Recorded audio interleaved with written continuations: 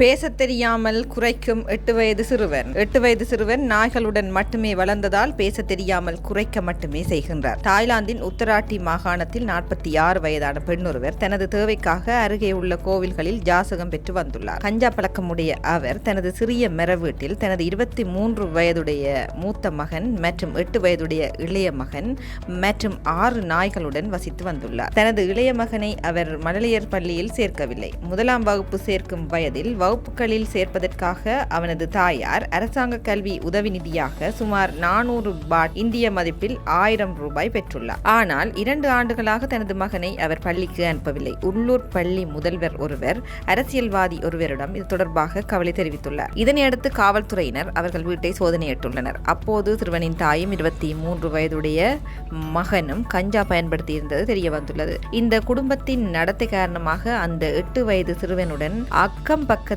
யாரும் தங்கள் குழந்தைகளை பழக அனுமதிக்கவும் இல்லை. இதன் காரணமாக அந்த சிறுவன் வீட்டில் இருந்த 6 நாய்களுடன் மட்டுமே வசித்து வந்துள்ளார். மேலும் அந்த சிறுவனுக்கு பேச்சு வரவில்லை. நாய்களுடன் மட்டுமே வளர்ந்ததால் நாய் போன்றே குறைப்பதன் மூலமே மற்றவர்களுடன் அந்த சிறுவனால் தொடர்பு கொள்ள முடிகிறது என அதிகாரிகள் தெரிவித்துள்ளனர்.